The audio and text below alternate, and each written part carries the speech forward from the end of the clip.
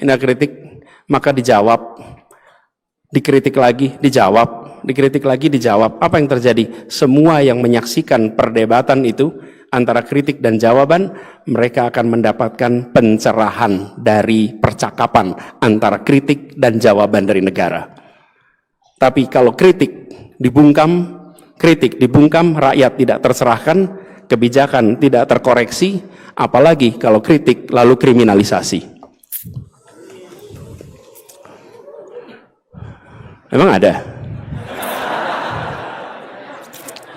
Nggak ada. Ya, yang ada itu di Konoha sana. Nah, kalau di negeri kita ini semua kritik diterima dengan baik. Amin. Suasana pun terang benderang. Nah, nanti ada yang panas lagi di sana.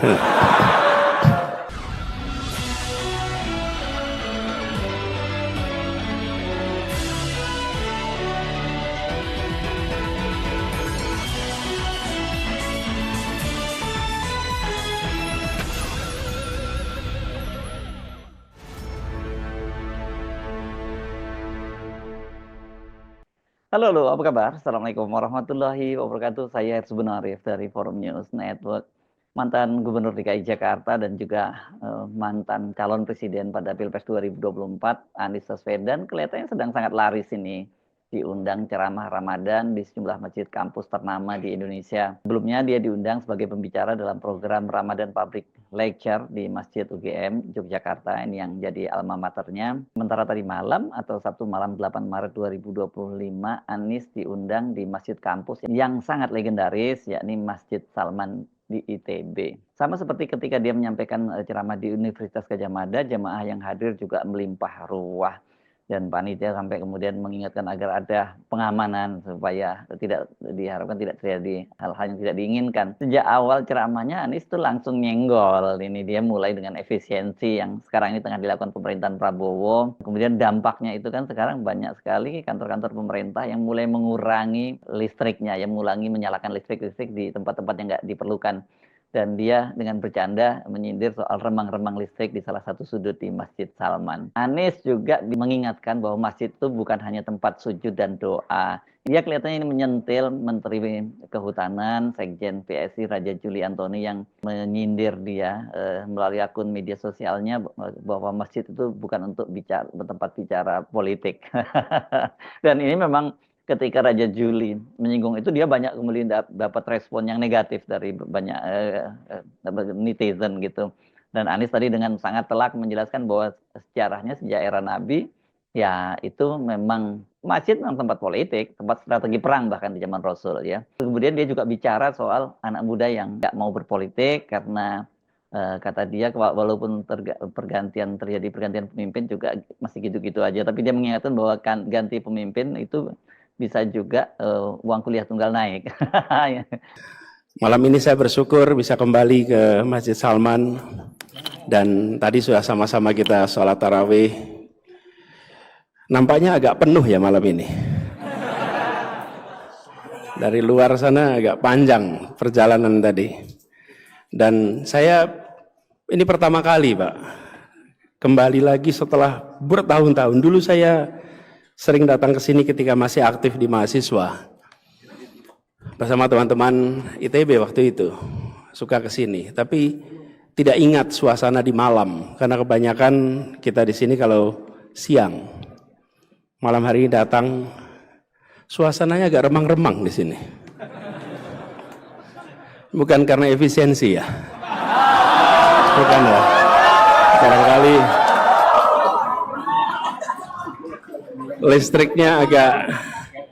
listrik di sana, saya perhatikan Pak, listrik di sana agak redup, tapi bagian imam terang benderang. Yang di sini tidak mengalami efisiensi, yang di sana mengalami efisiensi ya.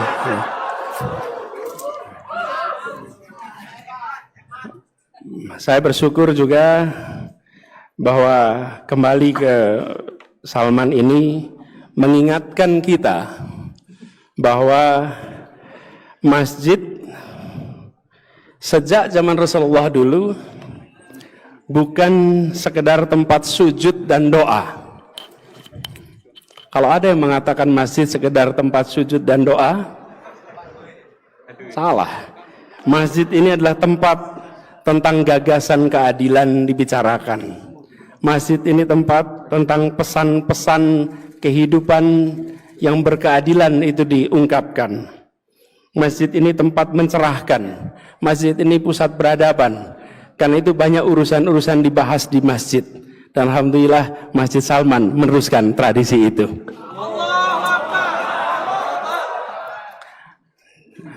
Karena ada yang protes.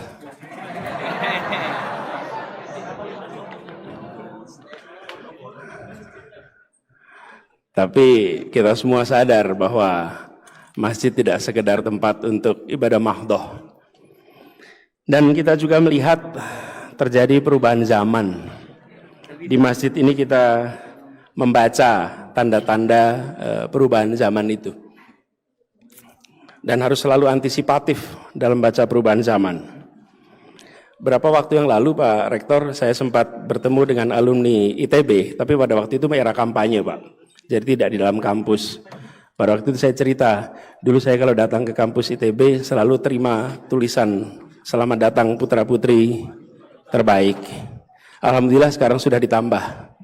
Selamat datang putra-putri terbaik dan calon pemimpin masa depan. Cuman karena tambahannya sekarang antrinya masih panjang.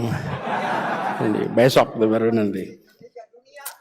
Nah, malam ini saya dapat tugas untuk bicara tentang demokrasi berpikir kritis.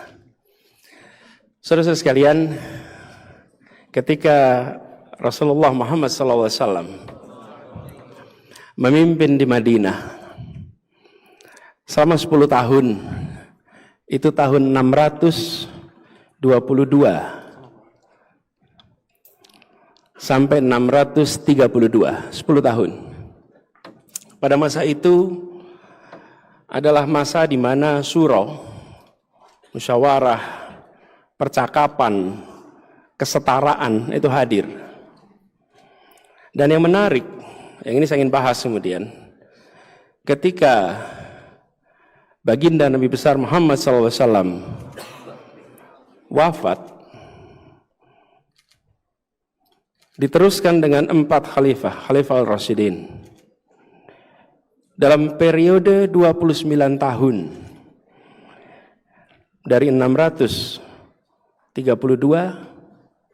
sampai 661. Selama 29 tahun itu, ditambah 10 tahun, kita menyaksikan sebuah jalannya tata pemerintahan yang berbeda dengan dimanapun di muka bumi pada zaman itu. Pada zaman itu, pergantian kekuasaan ditandai dengan pertempuran. Pergantian kekuasaan ditandai dengan kemenangan dengan kekerasan. Dan di masa 39 tahun itu, proses pemerintahan dijalankan dengan kedamaian, dengan institusi, dengan pelembagaan musyawarah. Bahkan penentuan kepemimpinan pun berdasarkan proses musyawarah. Keempat khalifah tadi dipilih menggunakan musyawarah. Cari di masa itu di seluruh muka bumi mana yang pernah mengadakan proses musyawarah seperti itu kecuali di Madinah. Hari ini kita memberikan label, pada masa itu belum ada terminologinya. Itu sebuah proses yang hari ini disebut sebagai demokratis. Itu sebuah proses di mana ada kepastian hukum, ada ketetapan hukum, di mana khalifah pun bisa berdiri di depan hakim, dan hakim pun banyak kisahnya menyatakan khalifah salah ketika dituntut oleh rakyat. Itu adalah periode di mana ada demokrasi, yang hari ini kita sebut istilahnya demokrasi. Di masa itu pergantian kekuasaan dengan kekuatan fisik, dengan kekuatan senjata. Di masa itu 39 tahun disebut sebagai masa keemasan, dan pada waktu itu praktek demokrasi dikerjakan. Sayangnya tidak berkelanjutan. Sesudah itu sistem lebih tradisional kembali. Yang satu dengan prinsip menggunakan rujukan Bani Hashim, yang satu dengan prinsip keturunan Rasul. Satu kita sebut Sunni, satu kita sebut Syiah. Ini adalah sebuah contoh bagaimana demokrasi pernah hidup dan dijadikan rujukan. Sehingga bagi umat Islam sebenarnya menjalankan proses demokrasi itu bukan hal yang baru. Justru umat Islam yang mempraktekkan pertama dan menunjukkan pada dunia bahwa demokrasi bisa dijalankan dan demokrasi berdampak pada kesejahteraan. Periodenya 39 tahun itu. Walaupun disampaikan secara bercanda, kita paham konteks pembicaraan Anies itu kemana ya. Ini senggol sana, senggol sini ya. Anies kemudian bicara soal demokrasi di dalam Islam gitu, karena selama ini kan banyak sekali narasi yang menyebutkan bahwa Islam itu anti dengan demokrasi, tapi melalui penjelasan Anies dia bisa mengajukan argumentasi dan fakta-fakta bahwa demokrasi itu sudah diterapkan kan sejak zaman pasca Nabi, yakni zaman Khulafaur Rasyidin ya. Sayang katanya itu kemudian tidak berlanjut. Nah, sekarang di Indonesia kita sedang menjalani proses demokrasi. Tentu sejak tahun 661 sampai sekarang sudah ada perjalanan amat panjang. Banyak modifikasi, banyak hal-hal yang baru, banyak komplikasi. Bahkan kalau kita lihat jumlah penduduknya pun hari ini sudah makin besar, sistem demokrasi pun mengalami banyak sekali pertumbuhan. Tapi harus kita ingat bahwa demokrasi ini bukan sekedar soal sistem pemerintahan, tapi demokrasi ini soal ekosistem, di mana salah satu kunci adalah masyarakat. Masyarakat yang terdidik, masyarakat yang tercerahkan, masyarakat yang peduli. Tapi jika masyarakatnya apatis, masyarakatnya terjebak dalam fanatisme, enggan berpikir kritis, maka ekosistemnya bisa sakit, demokrasinya bisa layu. Ada seorang yang pemikir terkenal namanya Alexis Tocqueville pernah mengatakan bahwa demokrasi itu sering tidak hancur dari serangan luar, tapi demokrasi itu malah hancur dari kerusakan sendiri ketika kita semua tidak peduli terhadap kebebasan dan keadilan. Hari ini rasanya kita peduli, tapi belum tentu kepedulian kita direspon. Seringkali itu yang jadi masalah. Karena itu kita semua harus lebih sering untuk terlibat. Di kampus saya sering berdiskusi dengan teman-teman mahasiswa, dan banyak sering menemukan statement, Pak, saya tidak peduli dengan politik. Saya tidak peduli dengan siapa yang memimpin. Saya tetap kerja, saya tetap cari nafkah seperti biasa. Toh ganti pemimpin, ya hidup saya begini-begini saja. Rasanya enggak ya. Ganti pemimpin UKT bisa naik.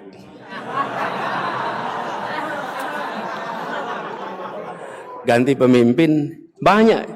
Jadi saya ingin kasih disclaimer dulu nih ya. Saya ketika bicara pemimpin itu bukan hanya tingkat nasional, tapi tingkat regional, tingkat lokal. Dan itu artinya kalau kita mengeluh soal kemacetan, ini bukan soal kendaraan, ini soal kebijakan sistem transportasi. Dan kebijakan adalah keputusan politik. Ketika kita bicara tentang harga pangan yang naik, maka ini bukan soal harga satu komoditi, tapi ini soal kebijakan tata niaga. Ketika kita mengeluhkan soal sistem pendidikan, maka ini bukan soal guru dan sekolah, tapi ini soal kebijakan pendidikan. Banyak sekali yang hulunya itu pada kebijakan, dan kebijakan adalah keputusan politik. Karena itu kita semua harus sadar bahwa tidak bisa kita menganggap bahwa biarkan demokrasi diurus oleh mereka yang peduli, diurus oleh tokoh-tokohnya saja. Kita tidak peduli, tidak bisa. Karena justru demokrasi itu diurusnya oleh kita semua. Rakyat kebanyakan yang berpartisipasi itu yang menentukan arah demokrasi kita. Caranya bagaimana? Mengawasi, mengkritik, mengusulkan, membantu, dan terlibat dalam pengambilan keputusan. Jadi bagi mahasiswa teknik, jangan serahkan urusan politik itu pada anak sosial dan hukum saja. Mahasiswa teknik jangan menganggap ini urusan mereka yang bidangnya sosial politik. Kenapa? Karena dalam prakteknya semua harus memiliki kemampuan untuk mempertanyakan, menguji, mencari bukti tentang apa yang menjadi dasar dari kebijakan. Walaupun ITB udah jelas, banyak alumni yang insinyur tapi terlibat politik, termasuk jadi gubernur di Jakarta.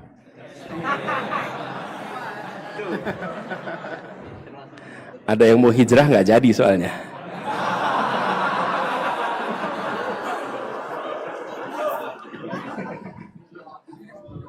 Iya, di Jakarta seringkali perlunya yang ansor gitu. Kalau muhajirin belum tentu diterima di sana.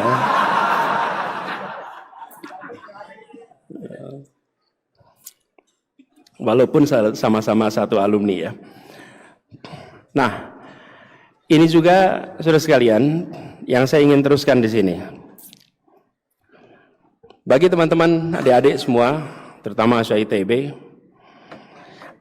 harus terdepan dalam urusan berpikir kritis. Karena salah satu tantangan terbesar dalam demokrasi adalah bagaimana mengambil keputusan yang baik, keputusan yang benar. Dan itu harus memiliki kemampuan berpikir kritis. Kritis itu beda dengan sinis. Dan kritis itu bukan berarti selalu menolak, selalu curiga. Berpikir kritis adalah tentang pemahaman yang lebih dalam sebelum kita mengambil kesimpulan. Para ilmuwan, filosof, intelektual dari zaman ke zaman menekankan soal kemampuan berpikir kritis. Al-Farabi bicara tentang bagaimana ilmu harus didasarkan pada logika yang benar. Ibnu Khaldun di Mukaddimahnya menekankan bahwa sejarah harus dibaca dengan skeptisisme metodologis. Jangan percaya begitu saja pada satu sumber, tapi lihat dari berbagai sudut pandang. Ini Ibnu Khaldun, itu adalah salah satu bapak ilmu sosial dunia. Ibnu Khaldun lah yang pertama kali bisa menganalisa sejarah bukan sebagai dongeng, tapi sebagai ilmu.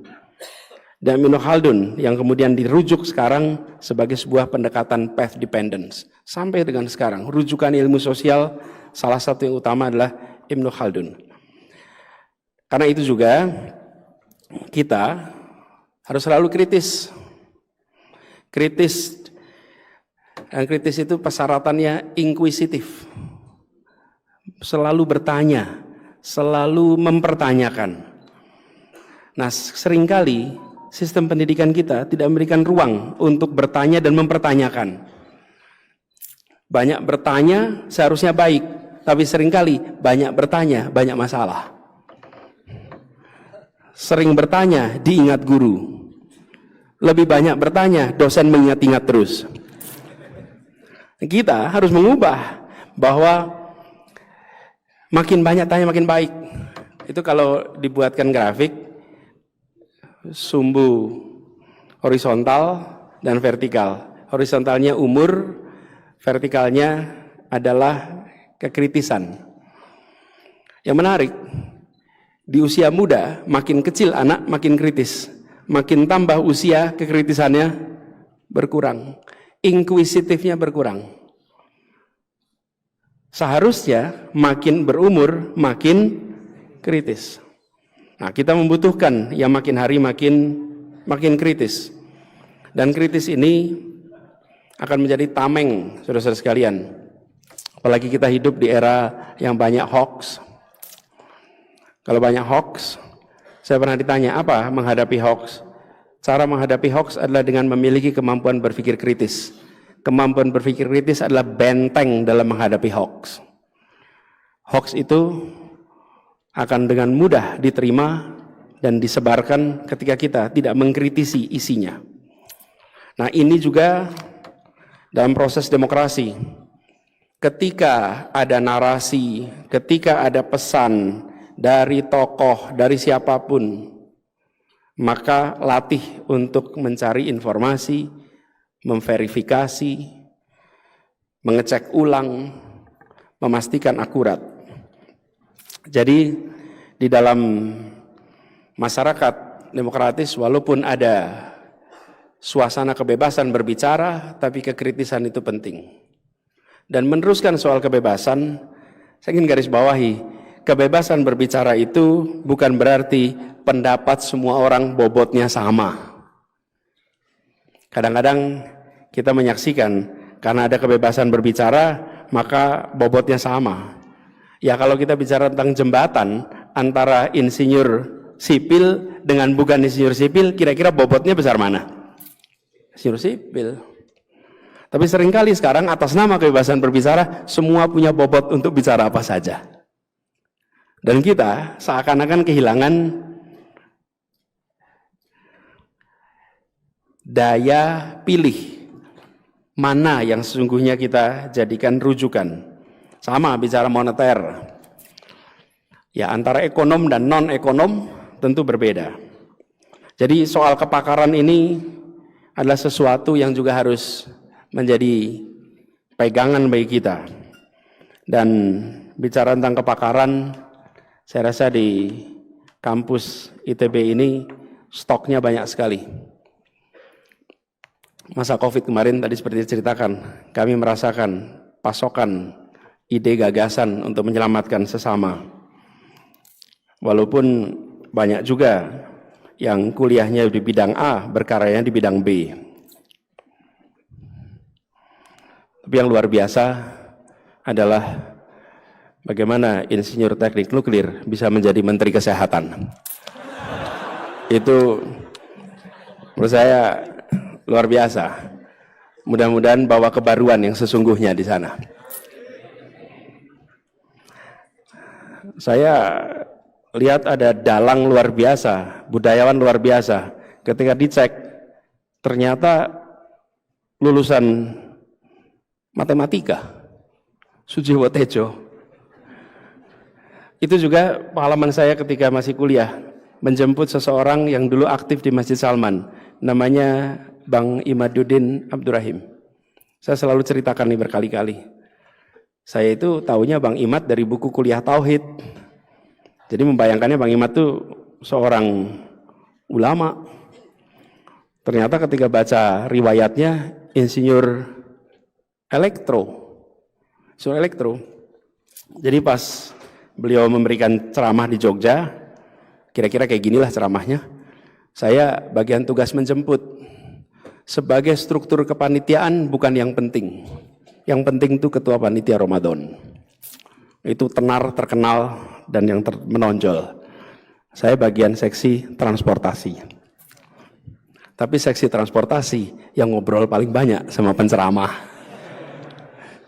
Dari mulai jemput di bandara sampai nganter kemana-mana. Lalu saya tanya Bang Imad, saya ini baru tahu kalau Bang Imad itu adalah insinyur listrik. Gimana ceritanya? Lalu cerita, waktu beliau masih SMP kalau tidak salah, di Sibolga, ada peresmian bendungan bukan Sibolga, Asahan. Di Asahan, bendungan Asahan. Nah, pas peresmian bendungan Asahan itu, yang meresmikan Bung Hatta. Jadi anak-anak muda, laki-laki, dari kampung itu semuanya datang. Ini tahun 50-an, belum ada TV, radio masih minim, jadi semuanya pengen datang, ingin lihat wajahnya Bung Hatta. Seperti apa wajah wakil presiden asal Sumatera itu. Oh, semua orang Sumatera pengen lihat waktu itu. Datang, lalu Bung Hatta pidato di situ. Nah, dalam pidatonya, Bung Hatta bilang begini kira-kira. Di masa depan, Indonesia akan membutuhkan banyak lagi bendungan-bendungan seperti ini. Karena Indonesia membutuhkan energi listrik yang banyak sekali. Dan Indonesia di masa depan membutuhkan banyak sekali insinyur-insinyur listrik. Kata Bang Imad, semua anak pulang ke kampung pengen jadi insinyur listrik. Kenapa? Karena kata Bung Hatta itu yang dibutuhkan oleh Indonesia ke masa depan. Apa yang menarik dari fenomena ini? Tidak ada orang yang mendengarkan pidato Bung Hatta dan berpikir negatif. Begitu Bung Hatta bilang kita butuh insinyur listrik, semua mengatakan, saya dengar, saya jalankan. Saya akan jadi insinyur listrik. Itu yang disebut sebagai kepercayaan tanpa syarat. Percaya pada Bung Hatta tanpa syarat. Orang ini berintegritas. Tidak ada yang pulang mikir, kira-kira adiknya punya kontraktor kontraktor listrik gak ya gitu. Adiknya mungkin kontraktor untuk pengembangan waduk gak ya gitu. Nggak ada. Nggak ada. Apa martabak? Enggak lah martabak. Jauh itu sih. Ya. Jadi tidak ada yang terpikir bahwa Bung Hatta itu sedang membawa kepentingan pribadi. Tidak ada. Ini yang harus dikembalikan di Republik ini. Integritas menjadi bagian yang bersenyawa dengan pemimpin-pemimpin yang ada di Republik ini. Sehingga ada kepercayaan. Karena kalau ada kepercayaan itu, orang mengikuti. Jadi Bang Imad berangkatlah ke Jakarta, berangkat ke Bandung, ingin jadi insinyur listrik. Karena alasannya sederhana, ikut Bung Hatta. Sudah sampai di sini, kuliah, ternyata kurang cocok. Nah itu soal lain. Tapi kan beliau terinspirasi dan tidak tahu itu berapa banyak itu yang terinspirasi. Sama, saya pernah ketemu Pak Habibie. Saya tanya Pak Habibie, Pak Habibie kenapa belajarnya aeronautics? Waktu itu saya SMA kelas 3 dapat kesempatan wawancara. Saya wawancara Pak Habibie. Dan Pak Habibie bilang, sebelum kami berangkat ke Jerman, kami dikumpulkan di Bogor. Di Bogor itu Bung Karno pidato di depan anak-anak yang mau berangkat. Kalian semua harus menjaga persatuan Republik ini. Tanah dan air kita, rakyatnya harus dijaga persatuannya. Dengan cara apa? Kalian belajar ilmu transportasi udara dan transportasi laut. Karena itulah yang akan menjahit rasa persatuan di rakyat Indonesia. Dan semua belajar itu. Kenapa? Karena itulah yang dikatakan pemimpin. Ini contoh pemimpinnya visioner. Punya gagasan.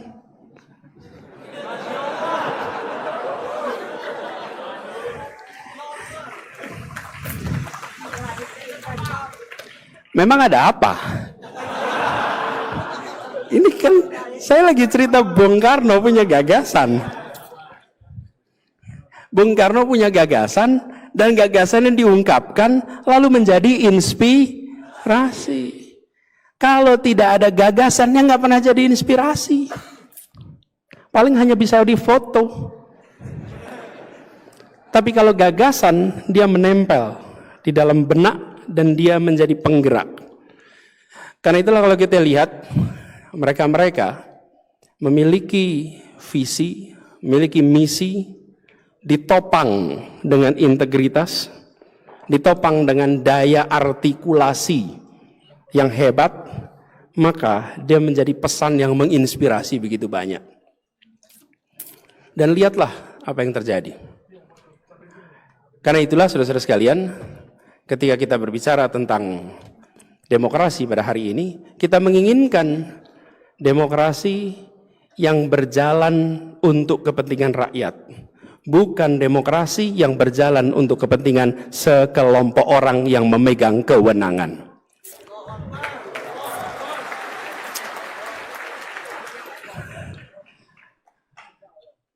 Pemegang kekuasaanlah rakyat, pemegang kewenangan adalah yang dipilih oleh rakyat.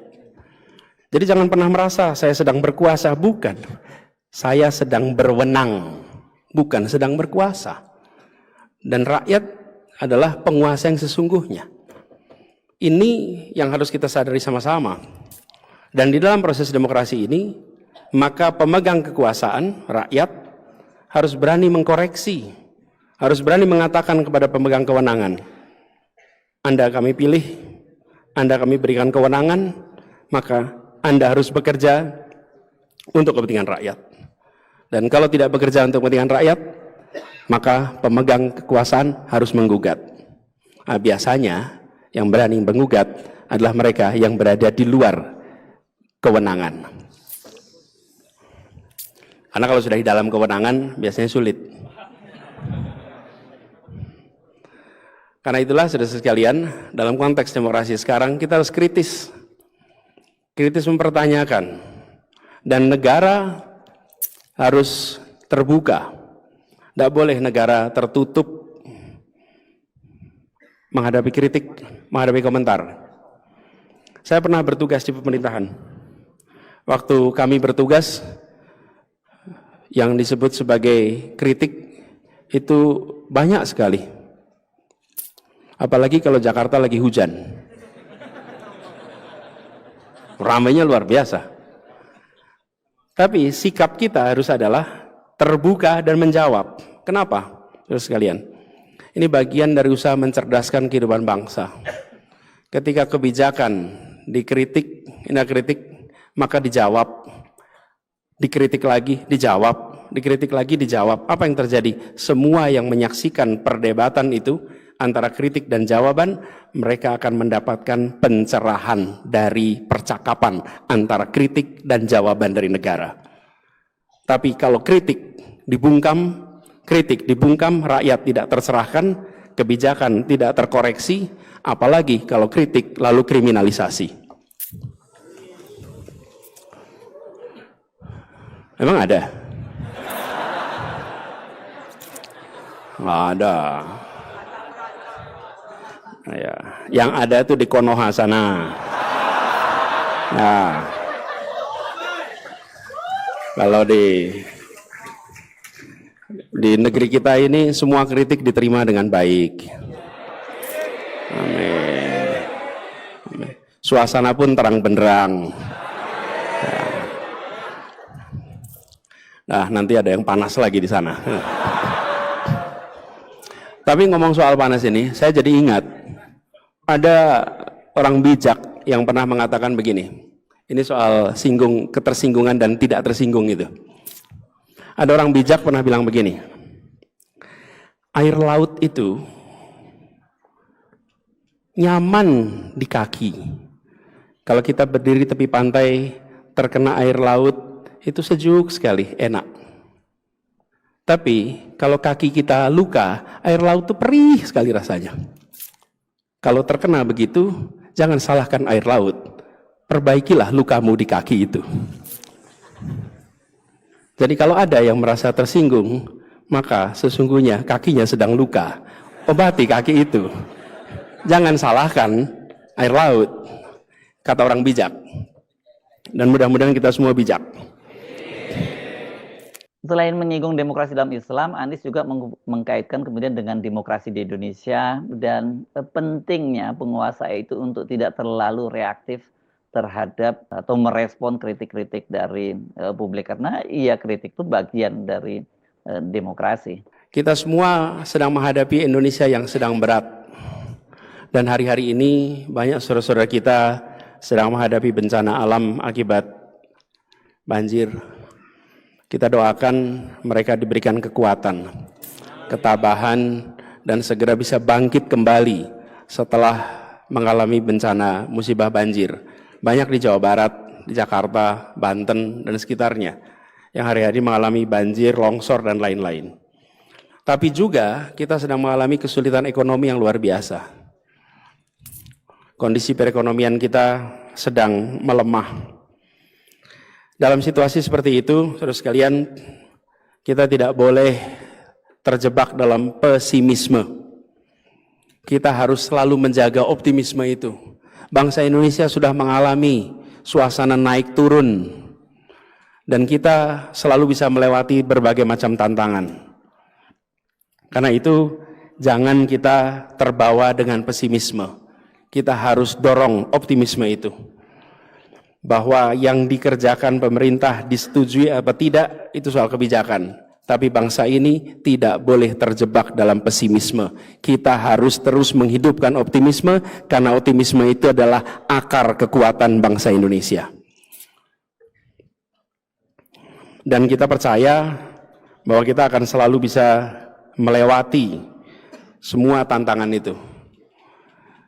Doa kita tidak pernah berubah. Setiap tantangan yang diberikan kepada kita, pasti kita sanggup. La yukallifullahu nafsan illa usaha. Jangan berikan beban yang kami tidak mampu untuk memikulnya. Sehingga ketika kita mendapatkan beban seperti ini, kita yakin bahwa Allah Subhanahu wa taala pasti sudah menakar kemampuan kita. Jadi jagalah optimisme itu. Selalu ada jalan keluar. Di dalam setiap kesulitan ada kemudahan. Ini bukan dalam setiap kesulitan, sesudah kesulitan ada kemudahan, dalam kesulitan ada kemudahan. Itulah sebabnya kita harus jaga optimisme itu, apalagi anak-anak muda. Anak-anak muda adalah penjaga api optimisme itu. Walaupun di sosial media ada hashtag kabur aja dulu. By the way, saya 2 minggu lalu ke Qatar. Di Qatar ketemu dengan banyak sekali insinyur-insinyur Indonesia. Dan banyak insinyur Indonesia itu adalah alumni dari ITB. Pas rame-ramenya kabur aja dulu. Ketemu mereka. Lalu saya katakan pada mereka, Anda, enggak, saya enggak nyuruh pulang. Kasihan betul mereka suruh pulang sekarang ini. Mereka lagi kerja. Saya malah katakan begini, Indonesia ini kekurangan orang di gelanggang internasional. Kita semua jago kandang. Kita semua jago kandang. Dan kita ini kalau ada yang mau ke internasional, nggak nasionalis lu. Kapan republik ini akan maju? Kita coba datang ke World Bank, India, Filipina, Cina, Jepang, berderet. Mana Indonesia? Datang ke lembaga-lembaga internasional, berderet, PBB, semua. Mana Indonesia? Nggak joget lah, kamu gimana? Ini lagi serius ngomongnya. Sebentar. Ya, bentar kita terusin dulu bentar. Ya. Saudara-saudara tahu tidak bahwa PBB itu punya universitas, namanya Universitas PBB. Dan Universitas PBB itu pernah punya rektor yang tidak lulus S1. Asal Indonesia. Namanya Sujatmoko. Sujatmoko itu adalah rektor Universitas PBB dan dia tidak pernah lulus sekolah kedokterannya, tetapi dia mendapatkan doktor honoris causa dari universitas-universitas terkemuka dunia. Karena kematangan berpikirnya, karena kebijaksanaannya, karena luasnya bacaan. Ketika dia berbicara dalam bahasa internasional, banyak orang yang mendengarkan sambil manggut-manggut. Kenapa? Karena kosakatanya lebih banyak daripada orang aslinya.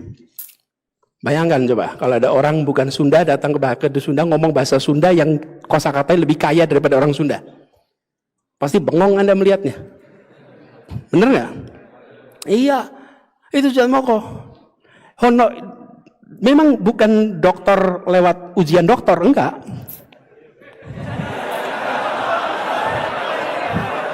Iya. Dia memang nggak ikut program dokter, tapi dia mendapatkan dokter honoris causa. Ada yang dokter humoris causa. Kalau ini honoris causa beneran. Dan dia menjadi rektor Universitas PBB. Jadi saudara sekalian, Ini adalah contoh. Ada era di mana pribadi-pribadi. Jadi saya ketika ketemu para teman-teman insinyur di Qatar, saya sampaikan kepada mereka, saudara tidak berada di Indonesia, bukan pergi meninggalkan Indonesia, tapi berangkat membawa nama baik Indonesia ke gelanggang internasional.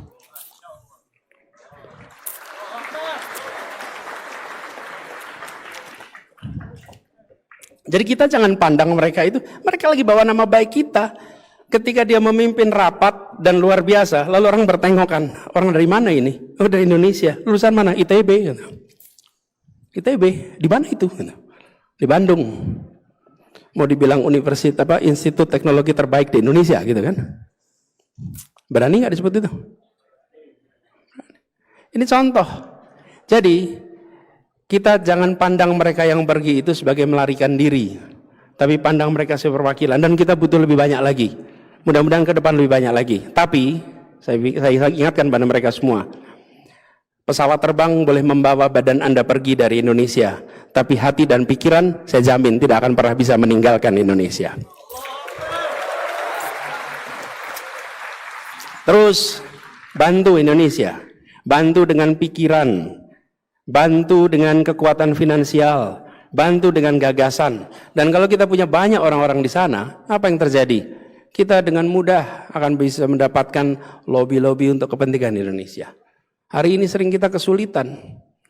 Dulu kita punya tokoh-tokoh di tempat itu, seperti saya sampaikan tadi, yang namanya Sujatmoko. Nah, mudah-mudahan kita nanti punya lebih banyak yang seperti itu. Sehingga kita bukan hanya tuan rumah di negeri sendiri, tapi bisa menjadi tamu memesona di negeri orang.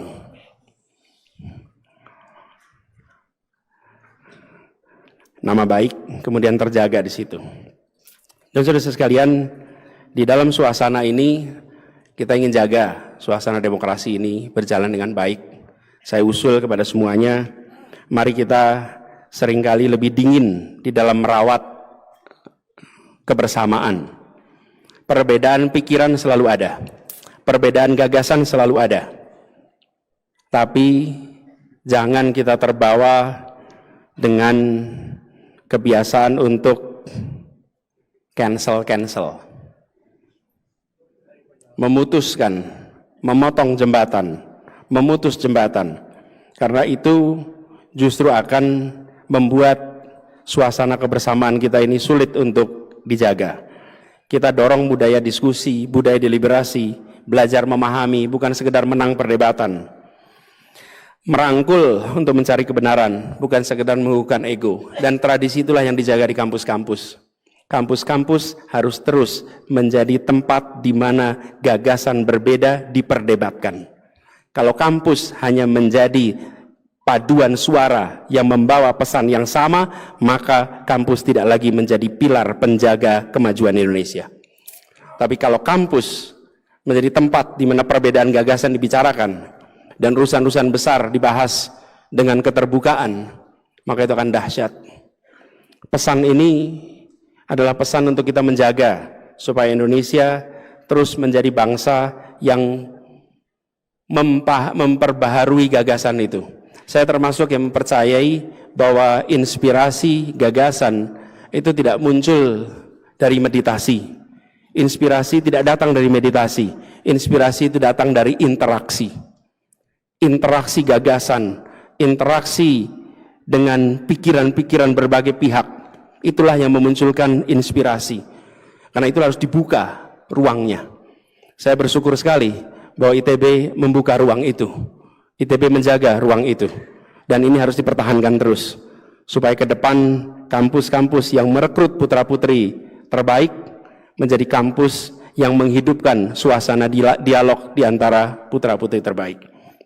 Syukurlah ya kalau kita ngomongin Indonesia di eranya Pak Prabowo yang belum sampai berusia 200 hari itu, jauh ini kita melihat kendati Pak Prabowo itu terkesan sangat tidak suka dengan kritik, karena kritik kemudian dianggap sama Pak Prabowo nyinyir dan kemudian disebut ndasmu dan sebagainya, tapi kan tidak ada langkah-langkah atau tindakan kriminalisasi atau yang dulu di eranya Pak Jokowi banyak buzzer-buzzer yang kemudian melaporkan mereka-mereka yang kritis terhadap pemerintah. Malah sebelumnya itu kata Menteri Hukum dan HAM, Natalius Pigai, kan Pak Prabowo itu akan memberikan amnesti untuk ribuan narapidana yang dihukum karena Undang-Undang ITE. Tapi sampai sekarang sejauh ini kok belum terrealisir ya rencana yang sangat bagus itu. Tidak hanya senggol sana senggol sini, Anies itu mengingatkan kondisi Indonesia itu, dan ini sekarang ini sangat berat ya, bencana terjadi di mana-mana, dan juga ekonomi yang sekarang ini cukup mengkhawatirkan, tapi Anies mengingatkan harus tetap menjaga optimisme. Bahkan ini Anies juga bicara tentang anak-anak Indonesia yang ada di luar negeri, yang bekerja di luar negeri, yang kata Anies justru membawa nama baik Indonesia di luar negeri. Ini jadi dia menyemangati anak-anak muda Indonesia yang ingin bekerja di luar negeri, nggak perlu khawatir karena kemudian disebut tidak nasionalis. Jadi kalau kita simak Anies tadi semua rata ya, tapi momen tanya jawabnya sih dia sempat menyenggol ketika banyak sekali pertanyaan, dia bilang kok kayak ujian disertasi ya, untuk ujian doktor kata dia. Tapi kemudian dia bilang bahwa tapi saya doktornya ujiannya beneran loh kata dia. Ini orang kan pasti tahu maksudnya yang ditujukan kepada Bahlil Lahadalia yang sekarang ini gelar doktornya itu dipersoalkan menyusul keputusan dari Dewan Guru Besar sebelumnya yang menyatakan bahwa terjadi beberapa pelanggaran. Tapi kelihatannya UI kemudian menempuh jalan kompromi dengan mempersilahkan Bahlil ini untuk memperbaiki kembali, menulis kembali disertasinya. Kalau tadi nanti dia katakan lulus tapi sudah kadang secara moral dia sudah cacat. Tapi apa urusannya soal cacat moral itu, orang seperti Gibran yang cacat moralnya juga sampai sekarang dia tetap bertahan posisinya menjadi wakil presiden. Saya Hersubun Arif dari Forum News Network. Sampai jumpa lagi. Wassalamualaikum warahmatullahi wabarakatuh.